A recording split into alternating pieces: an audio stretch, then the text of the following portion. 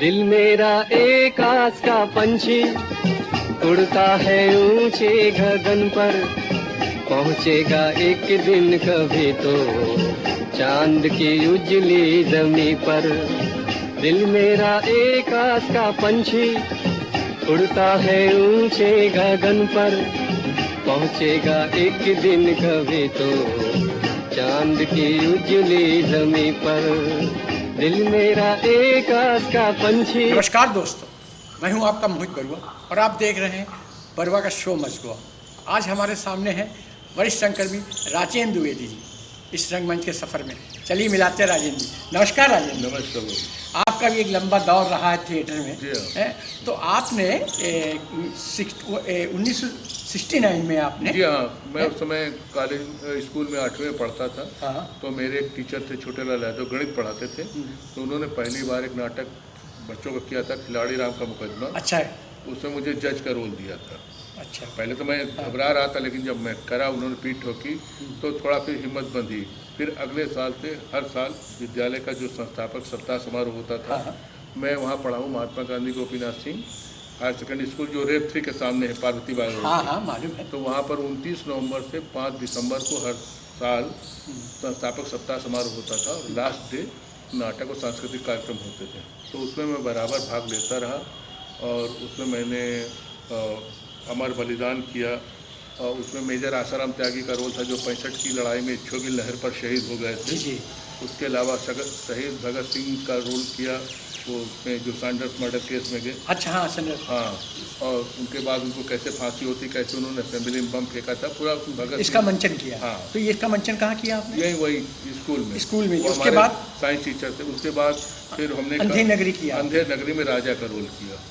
और उसके बाद फिर मुंशी प्रेमचंद की कहानी थी मंत्र, जिसमें वो नहीं भगत हाँ, जो कैरेक्टर है भगत, जो सांप सपेरा होता है, जिसका बच्चा मर जाता है, जिसके लड़के को डॉक्टर मना कर देता, बाद में डॉक्टर के लड़के को सांप काटता है। तो भगत उसके तो आपने उसमें भगत का रोल किया। एक इनकी कहानी थी पंच परमेश्वर, जिसमें एक साहू थे और उनका पड़ोसी जुम्मन शेख था, जिसकी मौसी से उसका कुछ विवाद होता है और बाद में दोनों में तनातनी होती। बाद में वो जब इनके बीच कोई मामला आता है तो वो सरपंच इन्हीं को कर देता है, जुम्मन शेख को। अच्छा। पार्टी, मगर जुम्मन शेख फिर उस पर न्याय करता है, क्योंकि उसको मालूम पड़ता पंच परमेश्वर की सीट न्याय की है, यहाँ आपसी द्वेष का कोई स्थान नहीं। तो उसका प्रतिध्वनि में आप आ गए। हाँ, प्रतिध्वनि में उस समय दैनिक आज में एक हमारे मित्र थे अभय शर्मा, प्रेस फोटोग्राफर। उनसे हमने कहा कि कुछ कानपुर स्तर पर हमारी जान पहचान कराइए। तो उन्होंने पंडित विजय दीक्षित के पास हमको ले गए। यहाँ हिंदी भवन है, यहाँ है हिंदी भवन। ये तुम्हारे लाल इमली के पास एक हिंदी केसा ऑफिस के पास। हाँ, केसा ऑफिस के पास। तो ऊपर ले गए। सुबह टाइम रिहर्सल वहाँ चलती थी और उस समय वो श्री मुद्रा राक्षस जी का मर्जीवा डायरेक्ट कर रहे थे। अच्छा। उसमें के कुमार थे, गोस्वामी साहब थे, कई लोग थे। तो मैं गया तो बोले भाई रोल तो बहुत छोटा सा एक एंट्री है। वो कर लो, बाकी स्टेज क्राफ्ट सीखो। हमने कहा ठीक है, मैं आया हूँ तो यही सब सीखने की। तो उनके साथ से पदार्पण हुआ कानपुर रंगमंच पे, डॉक्टर वो पंडित विजय दीक्षित के नेतृत्व में। हाँ, उसके बाद फिर बाल निकुंज में 2 रिहर्सल चलती थी। एक तो दर्पण चलाते थे मास्टर साहब, सतमूर्ति साहब, और एक जगदीश अनेजा थे जो लोहिया मशीन में इंजीनियर थे। अच्छा। शाम को बाकायदे नाटक करते थे। उनके साथ मैंने उनके साथ जुड़ गए। हाँ, तो उनके साथ ब्रिजमोहन शाह का लिखा हुआ नाटक था त्रिशंकु। उसमें कई मतलब मध्य वर्ग है, निम्न वर्ग है और उच्च वर्ग है। तो उसमें मेरा एक दोस्त था भानु दत्तात्रेय, उसको उन्होंने हीरो का रोल दिया था। तो वो मुझको ले गया था और उन्होंने मेरा ट्रायल लिया। तो बोले आप भिखारी का रोल करें, तो भिखारी का रोल मैंने किया और काफ़ी अप्रिशिएट हुआ। उसके साथ उसमें कई नाटक आपने किए। हाँ, उनके साथ एक और युद्ध जो 71 की वार पे वो है प्रतीकात्मक नाटक था। अच्छा। उसमें वो एक तरीके से उन्होंने प्रयोग किया था कि सारे लड़के लाइट एंड साउंड पे था क्या? नहीं, डायलॉग तो था। मगर उन्होंने ये क्या था कि एक हर पात्र को उन्होंने एक खास रंग का बेल बॉटम उस समय चलता था। अच्छा। वो पहनाया था और कुर्ता पहनाया था, सारे पात्र, और कोई मेकअप नहीं था। अच्छा। खाली आप अपने अभिनय से, अपने हाव भाव से अपने कैरेक्टर को उभारिए, बाकी एक ड्रेस सबको दी थी। अच्छा। हाँ, प्रयोग टाइप किया। में। हाँ, तो उसमें भी मैंने काम किया। उसमें एक कैरेक्टर 6-7 रोल करता था। अच्छा। क्योंकि ड्रेस तो कोई थी नहीं, जैसी एंट्री हो ऐसा हाव भाव दिखाइए और ऐसा है। तो शंभू की हत्या भी की आपने? शंभू किया। अच्छा, उसके बाद फिर एक त्रिमूर्ति संस्था थी, पृथ्वी चटर्जी साहब। अच्छा। वो डिफेंस में थे और शाम को नाटक वाटक करते थे गुमटी में। अच्छा। तो वहाँ से त्रिमूर्ति से फिर उनसे जुड़े। तो उन्होंने सबसे पहले डॉक्टर लक्ष्मीनारायण लाल का नाटक किया, यक्ष प्रश्न उत्तर युद्ध। उससे मुझे युधिष्ठिर का रोल दिया। उसके कई शोज हुए। उसके बाद फिर उन्होंने एक बंगाली नाटक था कोथाय गेलो, उसका हिंदी रूपांतर किया कहाँ गया। 2 पात्र थे, उसमें मैंने एक पात्र का रोल किया था और बड़ा मार्मिक अंत होता है उसका। कितनी देर का था वो प्ले? वो 1 घंटे का था करीब। शुरू में तो बड़ा हंसी मजाक चलता रहता, बाद सीरियस, लास्ट में बिल्कुल वो लगता है कि हम दोनों का जो प्रेम था कहाँ चला गया, थोड़े पैसे के लिए एकदम मरने मारने पूछा। तो क्या मेल फीमेल का था कि दोनों? 2 दोस्त थे, 2 दोस्त थे और 2 दोस्त ऐसे थे जो सड़क छाप थे, जिनको कहीं खाना मिल गया, कहीं घर न द्वार। अच्छा। तो वो एक दिन कई रोज के भूखे थे, तो एक शहर में कुछ कर्फ्यू जैसी स्थिति आ गई थी। अच्छा। तो एक जहाँ पे कूड़ा उड़ा पड़ता है थोड़ा हट के, वहाँ पे छुपे बैठे थे कि अगर बाहर जाएंगे तो पुलिस मारेगी, पकड़े जाएंगे। और भूख लगी हुई थी, तो नींद नहीं आ रही थी। वो सोच रहे थे क्या करें, कुछ बातें करें, समय तो कटे। तो वो कहते हैं कि सोचो यार, हमारे पास ये होता वो होता, तो दूसरा कहता फालतू बातों से पेट भरता नहीं, खाने की बात। हाँ, खाने की बात को। तो खाने की बात करते करते फिर कहते हैं सोचो यहाँ से सामने जो एक टूटा डब्बा रखा है उसमें नोट भरे हो तो क्या। तो दोनों करते करते फिर कहते हैं कि अच्छा मान लो मैंने मान लिया, तो कौन पहले उठाएगा। तो कहते यार हम दोनों भाई हैं, दोनों जो भी उठाए आपस में बांटेंगे बराबर। कह लेगा अच्छा दौड़ा जा देखे। तो जब दौड़ते हैं तो वहाँ से खोलते हैं तो डब्बा टूटता, तो उसमें वाकई नोट निकल आते हैं। अच्छा। बड़े बड़े नोट 500 1000 वाले। अब ये एकदम से इतना नोट यहाँ आ गया, बंधे हुए नोट मिलते हैं। अब वो बाटो बोले नहीं इस समय कुछ ना करो, कहीं पुलिस वाले आ गए, इसको इसी दबा के रख दो। और पुलिस वाले आएंगे साहब हम तो गरीब आदमी पड़े हैं। अब वो रात में न उनको नींद आ रही, भूख तो गायब हो गई। अब वो नीयत खराब हो रही कि वो एक दूसरे से वो सोने का नाटक कर रहा है, दूसरा उठ के भागता तो उसका पैर पकड़ खींचता, क्यों भाई। तो इस तरीके से दोनों एक दूसरे को धोखा देने के पहले तो बाद में फिर खुल के मारपीट होने लगती। और जब खुल के मारपीट होती तो लड़ते लड़ते डब्बे पे गिरते हैं, तो डब्बा फिर टूट जाता है और नोट बिखर जाता है। नोटों के नीचे फिर वो नकली नोटों के छापने का प्रिंटर वगैरह सब निकल जाता है। नकली। हाँ, तब वो फिर रोते हैं कि यार हम नकली नोटों के लिए देखो इतने दिन की भाईचारा भूल गए, इतना हमारा प्रेम कहाँ गया, वो था। तो उसमें मैंने और सही है कहानी आपके पास रखी है? अब वो नहीं, वो दादा ने दी थी, किरण, मुझे नाम याद है, किरण मोहित्रा साहब का लिखा हुआ है। अब उसको आप सर्च कर सकते हैं। अच्छा। किरण मोहित्रा, बहुत अच्छी कहानी मिला है सुनने में। और 1-1.5 घंटे का है, तो वो बनेगी। नाटक है। हाँ, और एक सिंपल सा वही सेट लगा हुआ है, कूड़ेदान का सेट है।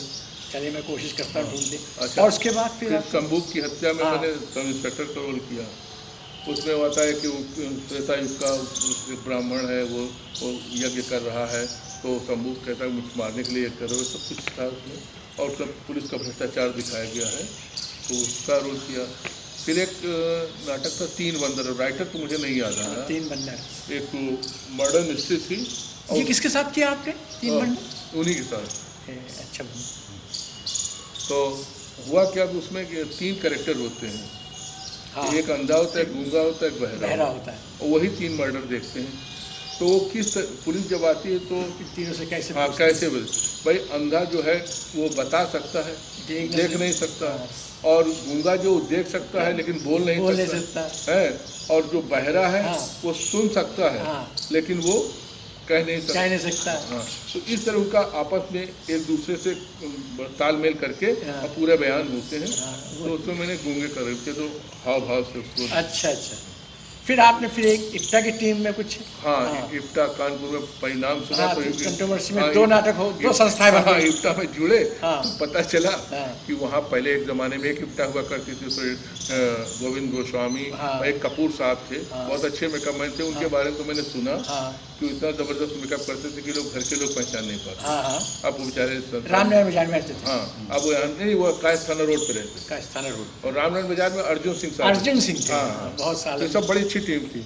तो उसके बाद फिर इन लोगों ने उठाया, तो इन्हीं के भतीजे थे ब्रजेश गोस्वामी। हाँ, दैनिक आज में थे वो। हाँ, तो उन्होंने कसाई वाला एक नाटक किया, शिव मूर्ति शायद राइटर थे। उसमें शायद आपने डायरेक्शन किया था, किसने किया? नहीं, वो किया था उन्होंने, जैसे सपोर्ट सपोर्ट आपने किया था। और मेन रोल अधरंगी का किया। हाँ, आपने आप भी तो थे। हाँ, मैंने सूरज का रोल किया था। हाँ, और तो वो नाटक काफ़ी जैसा रहा।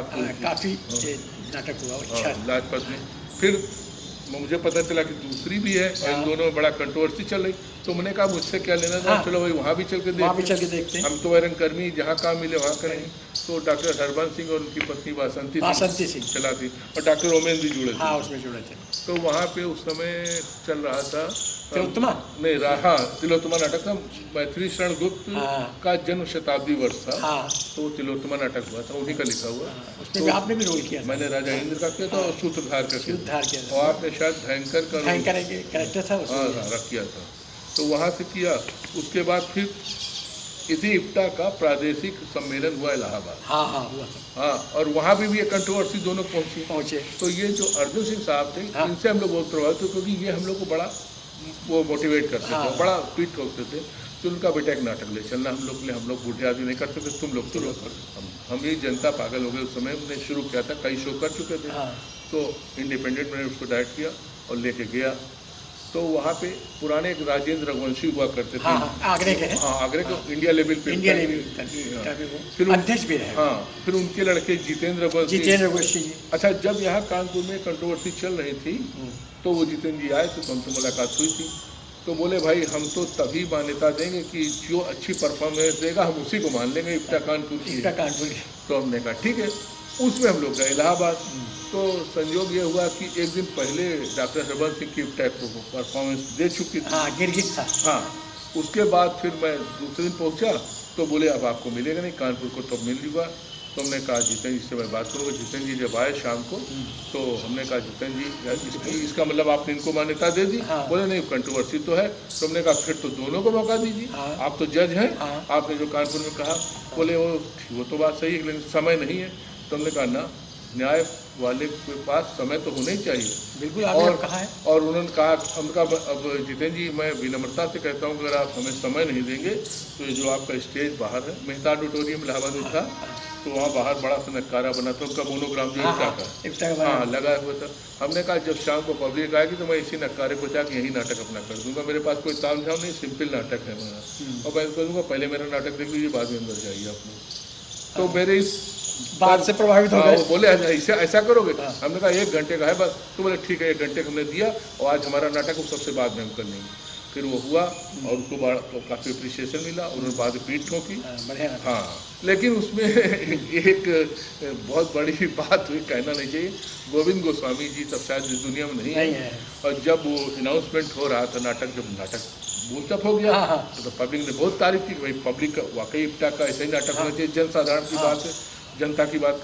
बिल्कुल। तो जब वो अनाउंसमेंट चल रहा था तो गोविंद जी ने सारा अनाउंसमेंट अपने हाथ में लिया, मैं पीछे रह गया और उन्होंने निर्देशन में अपना नाम डाल दिया। अच्छा। हाँ, मुझे बुरा लगा। लेकिन मैंने कहा कि अगर गोविंद जी यही करना था तो पहले बता देते। तो ये होता रहता है। अरे वो तो खैर चलता रहता है। फिर उसके बाद नाटक का सिलसिला चलता रहा। फिर मैं इसी बीच में आपको बता दूँ कि बीच में लखनऊ जाता था। तो किसी ने बताया कि तब निराला नगर में भारतीय नाट्य अकेडमी का दफ्तर खुला था।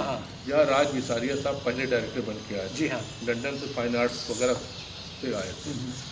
तो वहाँ पे उन्होंने 2 कोर्सेज शुरू किए थे, नाट्य निर्देशन और नाट्य रंगकर्मी का। अच्छा। तो भाई एक मेरे दोस्त शुक्ला जी, आप शायद जानते हो, मेरे वकील साहब थे। हाँ, शुक्ला जी जानते हैं। राजेश कर्ण शुक्ला, वो हमको ले गए। अब भाई बरुआ जी मैं गया तो वहाँ देखा, वहाँ लोगों के पास बड़े बड़े एल्बम, बड़े बड़े अच्छे घरों से बच्चे लड़के लड़कियाँ आए। मेरे पास गिनती के 5-7 फोटोग्राफ थे, वो भी एक लिफाफे में थे, मतलब एल्बम तक नहीं था। ये स्थिति थी। उस समय नहीं होती। हाँ भाई, हम गरीब घर के बच्चे थे। तो शाम को 4 बज गए, मेरा इंटरव्यू में अभी तक नाम ही नहीं है, फॉर्म भर दिया। तो मैं बिल्कुल नर्वस हो गया था, लेकिन मैं चल रहा था। वो शुक्ला जी ने कहा यार आए हो तो देख के जाओ। तो मैं अंदर गया तो राज विसारिया साहब बैठे थे, मुद्रा राक्षस जी बैठे थे, दूरदर्शन और आकाशवाणी के कई अधिकारी बैठे थे। शुरू हुआ उन्होंने, अब जैसा आप जानते हैं इंटरव्यू में एक को जवाब दो तो दूसरा पूछने लगता है। तो भाई है। तो फिर मैंने थोड़ा उस समय हम भी उलझन में थे, तो हमने भी तो अपने ढंग का, हमने कहा सर 1 मिनट आप रुक जाइए, पहले मैं इनका जवाब दे दूँ। अब आप बताइए। मैंने अपने तरीके से उसको मैनेज किया, हो सकता है उससे उनका प्रभाव हुए। उसमें से एक सज्जन बोले कि आपको मुका बीने का ज्ञान है। मैं कहा है साहब। तो बोले कि आप हमें दिखाइए। हमने कहा बताइए, स्थिति बताए। तो बोले आप एक पतली पगडंडी से जा रहे हैं, चारों तरफ झाड़ियाँ हैं, उनसे कैसे निकलेंगे? तो मैंने कहा ठीक है देख लीजिए। मैंने चल के दिखा दिया। तो एक सज्जन बोले कि आपने अपने सारे अंगों को तो झाड़ियों से बचाया, सर को नहीं बचाया। तुमने कहा माफ़ कीजिए, आपने ये नहीं बताया कि झाड़ियाँ दक्षिण अफ्रीका की हैं कि भारत की हैं। तो बोले क्या मतलब? हमने कहा भारत में तो इतनी बड़ी झाड़ियाँ होती नहीं जो सर में लग जाए, वो ज़्यादा कमर तक की झाड़ियाँ होती भारत में। दक्षिण अफ्रीका वगैरह वहीं के अफ्रीकन जंगलों में बड़ी बड़ी झाड़ियाँ होती हैं, अमेरिकन और अफ्रीकन जंगलों। तो बोले समझ लीजिए आप वहीं। उसका वो भी मैं करके दिखाया सर, वो भी मैंने करके दिखाया।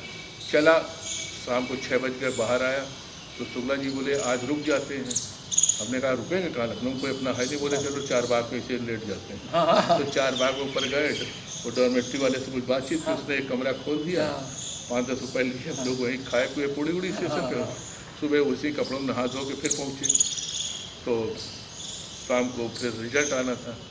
तो हमने रंग कर्म वाले में भरा था, निर्देशन में नहीं भरा था। तो उसमें 13 लोग सेलेक्ट हुए थे, उसमें आप भी और चौथा नंबर मेरा था। अच्छा। और मुझको 200 रुपये की स्कॉलरशिप दी है। 79, 80 और 81 के बीच की बात है। 2 साल का वो था। और बाकायदे मेरे पास बाद में सूचना भी आई, मुझको वहाँ दी गई। लेकिन बस वो जैसा मैं बता रहा हूँ कि ना मेरे घर में इसका बहुत विरोध था, नाटक का। हाँ नाटक का, इस टाइप का कुछ।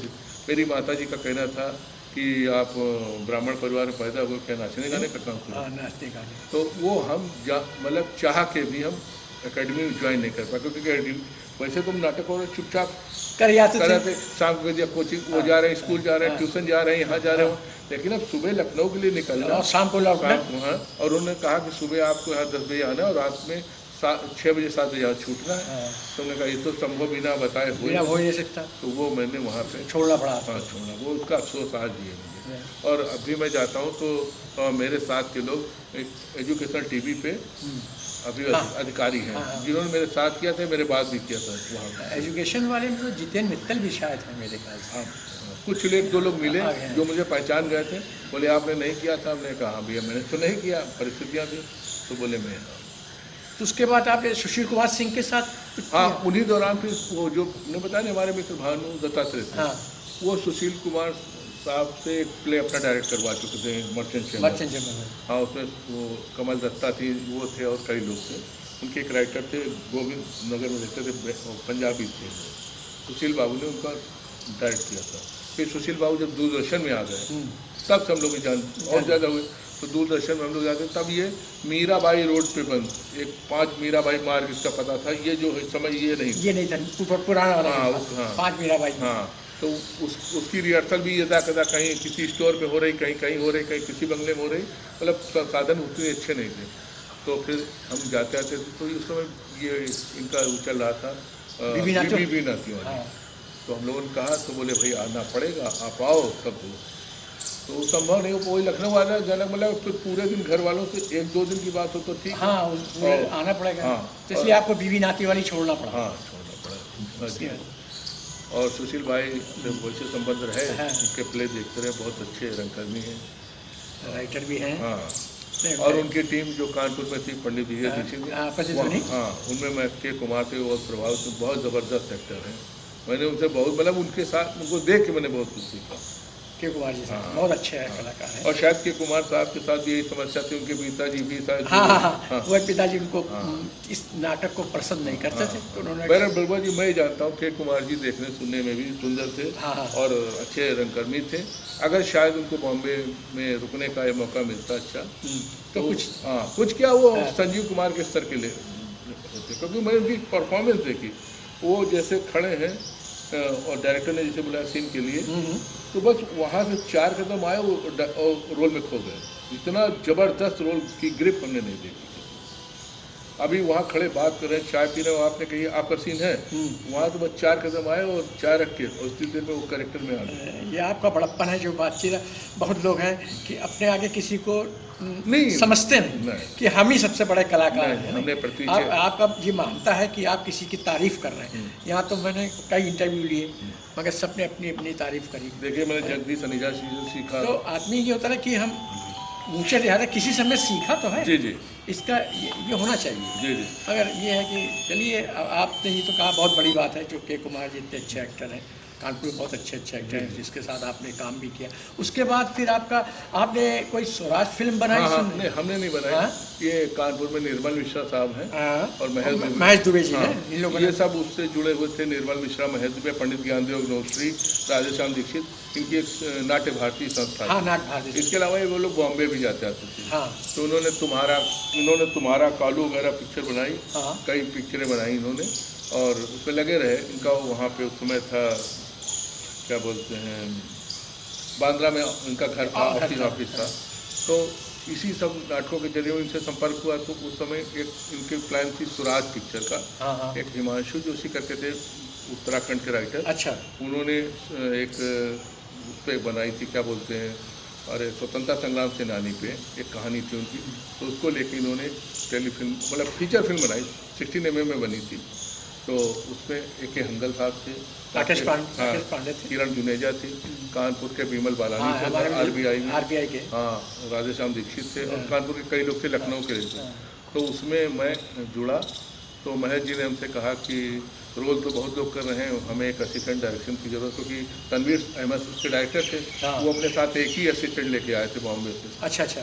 तो बोले कि यार हमको असिस्टेंट डायरेक्टर की जरूरत है, तो तुम रोल ना करो। मैंने कहा कोई बात नहीं, काम होना चाहिए, कानपुर का काम हो रहा है, बहुत बड़ी बात। तो मैं उसमें जुटा रहा। शिवदीन पूर्व में शूटिंग हुई, फिर लखनऊ में हुई, बिठूर में हुई, तो साथ में लगे रहे। हाँ, मैं उसकी आज भी उनकी कास्टिंग में मेरा नाम रहता है, असिस्टेंट डायरेक्टर में मेरा नाम है और मैंने इन लोगों के साथ काम किया। तो भारतेंदु में जो आप रहे तो क्या आपको वजीफा भी मिला था? हाँ, वो एडिटर के साथ ही मुझे बताया था। जिस दिन मैं शाम को एडिटर आउट हुआ था, उसमें लिखा था कि 13 लोग चुने गए हैं रंगकर्म के लिए और 15 से या 20 लोग उसमें नाट्य डायरेक्शन के लिए चुने गए थे।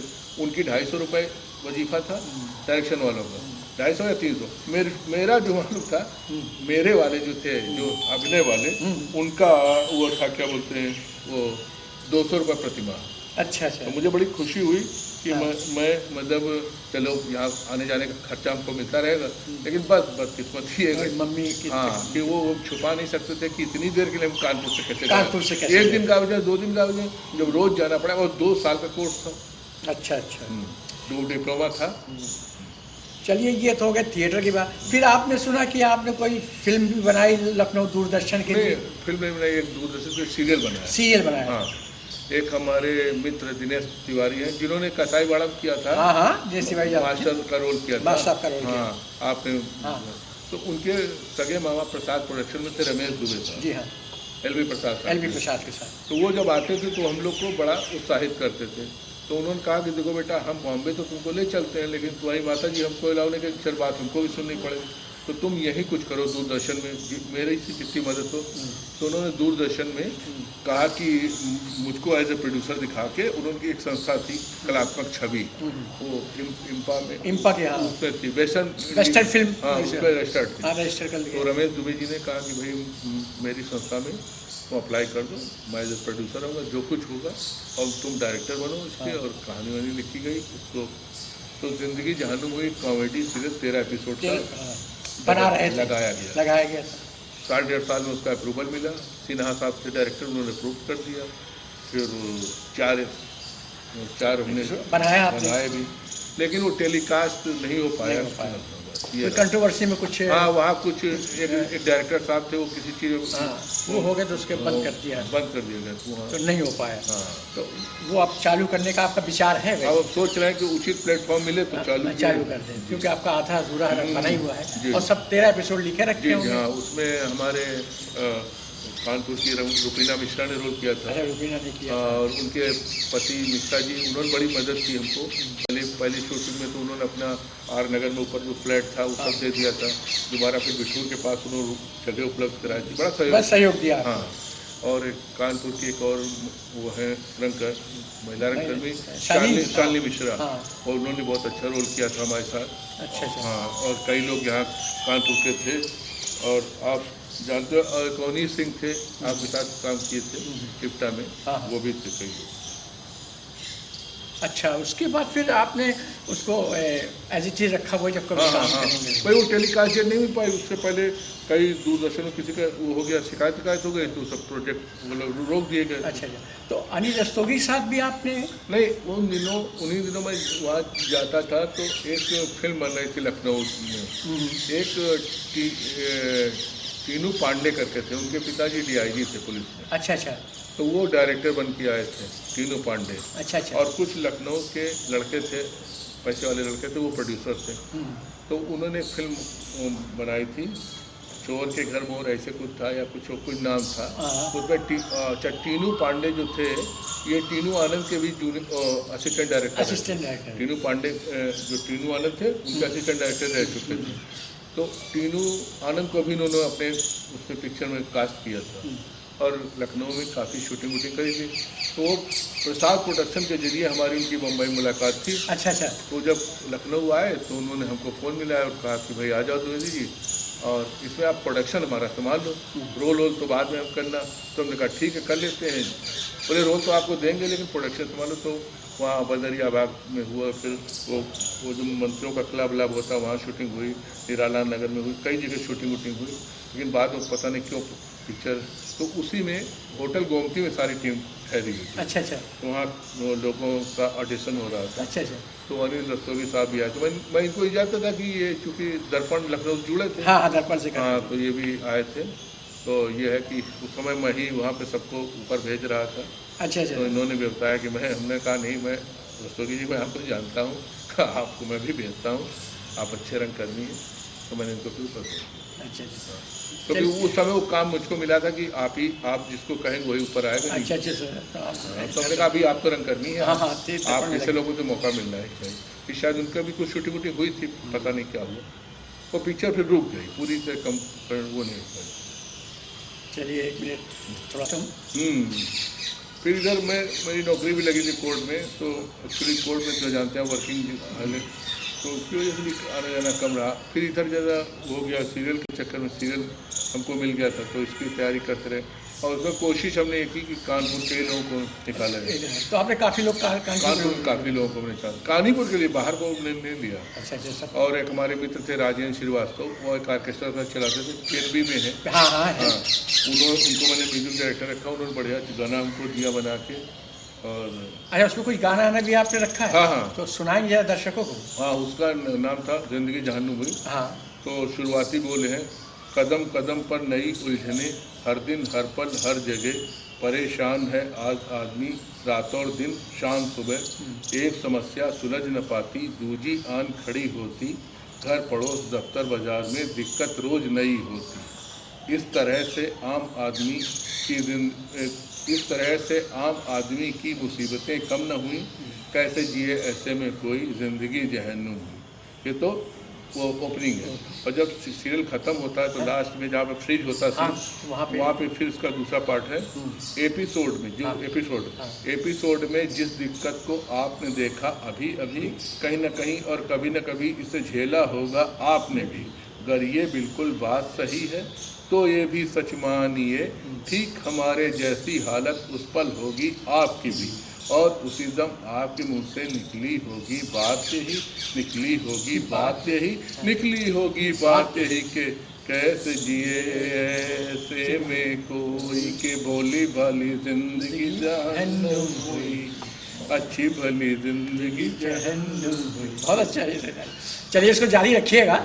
और वैसे आपको थिएटर और रंगमंच में जो फिल्म में भी आपको अच्छा लगता है या रंगमंच? नहीं, बेसिक तो रंगमंच में तो क्या है, सामने आपको तुरंत उसका जवाब मिलता है, आप खड़े स्टेज पे आप तो मगर आजकल के युवा तो सीधे चित्रहार में जाना चाहते हैं, तो वो फिर वो परफेक्शन नहीं आ रहा। आज आप पिछले लोगों को देख लीजिए, अभी भी जो थिएटर से आ रहे हैं लोग, उनको देख लीजिए, और जो सीधे जंप करके जा रहे हैं उनको देख लीजिए।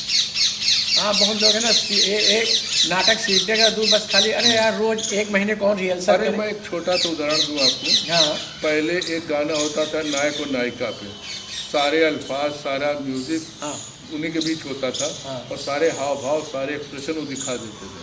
अब एक गाने में 200 मेल आर्टिस्ट, 200 हाँ, फीमेल आर्टिस्ट, हाँ। केवल पीटी दिखती है। पीटी दिखती है। अब क्या है, तो ये है, अगर आप थिएटर से जुड़े हैं तो आप सामने सब दिख जाएगा, अगर आप ऐसे जंप लगाएं तो भी सामने आ जाएगा। पहले जो नसीर भाई की कई पिक्चरें आती थी, शाहरुख खान जी। जो आर्ट मूवी आती थी, अब वो आना बंद हो गई। हाँ, वो ऐसे- इसीलिए तो थिएटर वाले कम होते जा कम होते रहे जा हैं और रहे थिएटर में कोई लगता नहीं।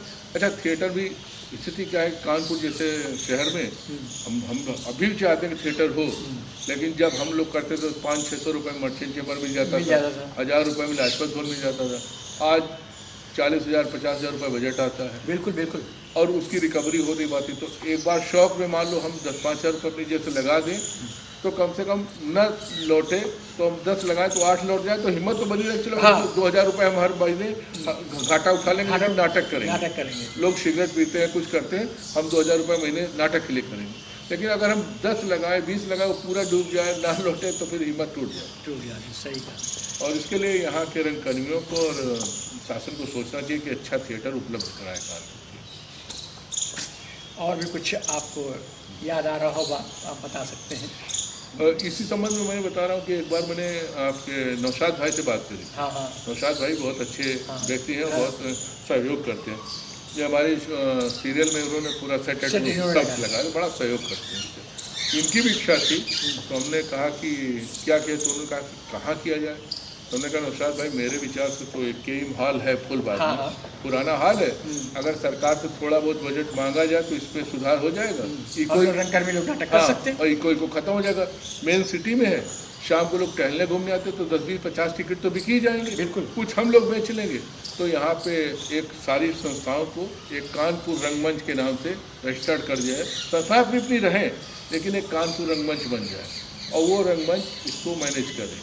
साथ में नगर निगम से कहा जाए कि भाई हमको शहर में 4 या 6 चौराहों पे बड़े पोस्टर लगाने की इजाज़त दो, उसका कुछ कास्ट 2 साल लग लो। हाँ। तो नगर निगम में मेयर साहब से कहा जाएगा तो मान जाएंगे।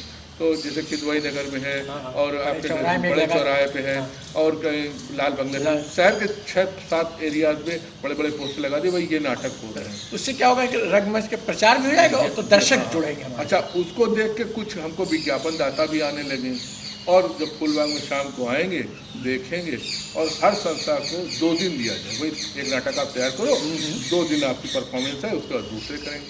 तो करते करते अब जिसका अच्छा होगा उसको स्वाभाविक से लोग पसंद करेंगे, एप्रिसिएशन करेंगे, उसका और उत्साहवर्धन होगा। जिसका कमज़ोर होगा वो और हिम्मत बनेगा कि भाई हम अच्छा करें। सही बात। तो ये हम चाह रहे थे, नौशाद भाई ने भी प्रयास किया, लेकिन अब सफलता नहीं मिली, क्योंकि यहाँ थोड़ा बुरा न मानिएगा, नाट्य संस्थाओं में भी बड़ा वो है। हाँ, तालमेल नहीं हाँ, बैठ हाँ। रहा। अब सब तो खत्म ही हो गया, अब तो सब उम्र-दराज हो गए हैं, तो कुछ लोग कर रहे हैं, कुछ लोग नहीं कर रहे हैं। लेकिन ये सहयोग अगर सब लोग करें तो यहाँ थिएटर पनप सकता है। देखिए लखनऊ में अच्छे अच्छे थिएटर है, हाँ, सस्ता थिएटर है, सस्ता है, और वहाँ पे चल रहा है। और मैं ये शो मच कर रहा हूँ, इसके विषय में आप कुछ बताएंगे थोड़ा सा। नहीं, मैंने देखा आपने किया, बड़े अच्छे। एक तो आपने इस क्षेत्र में जो लोग खोल रहे थे उनको आपने समेटा, उनकी कृतियों को। मैंने सुशील कुमार साहब वाला देखा, 1-2 लोगों का और देखा। आपने उनके बचपन से लेकर उनके संघर्षों को थिएटर के, और कैसे क्या क्या उन्होंने बेचारों कई बार पिताजी की मार खाई। हाँ, लेकिन थिएटर नहीं छोड़ा। जैसे हमारे साथ भी वही था, के कुमार साहब साथ वही था। तो नहीं, बहुत अच्छा कर रहे हैं, और हम तो चाहते हैं कि आपसे प्रेरणा लेके लोग और जुड़ें, और सबसे, चूँकि आप सबसे जुड़ रहे हैं, तो एक बार हमारी आपसे निवेदन है कि कम से कम फिर कहिए कि सब लोग मिलकर कम से कम एक बार सस्ते थिएटर के लिए कुछ करें कानपुर में। अभी हम लोग तो हैं, नहीं कुछ कर सकते तो मतलब उत्साहवर्धन तो कर सकते हैं, 1,000-1,500 रुपये अपनी जेब से हर महीने दे सकते हैं। इतना तो हम कर सकते हैं। हम रिटायर्ड हैं, पेंशन वाले हैं, लेकिन 1,000-500 रुपये हर महीने हम थिएटर के लिए आज भी देते हैं। बिल्कुल सही है। तो अगर सब लोग ऐसे इकट्ठे हो जाएंगे और शासन से और प्रशासन से बात करेंगे तो इस बार थिएटर की गाड़ी चल नहीं चलिए, हम चाहते कि ये रंगकर्मी यहाँ से खत्म ना हो, ना, कभी ना। सब इसीलिए मैं लगा हूँ कि हाँ, शो मस्ट गो हाँ, ऑन। कानपुर में बड़े बड़े अच्छे रंगकर्मी हुए हैं। उनकी जब ये शुरू हो तो फिर एक ऐसी जगह बनाई जाए जहाँ पे उनके कृतित्व का और उनके उसका जैसे आप भी बना रहे हैं उसका भी संग्रह हो कि लोग देखें कि हमारे कानपुर में कैसे कैसे लोग रहें। तो ये तो बहुत अच्छा काम आप कर रहे हैं। चलिए, बहुत बहुत आपने समय दिया, उसके लिए बहुत बहुत धन्यवाद। और एक छोटी सी भेंट है जो मैं आपको देना चाहूँगा। अरे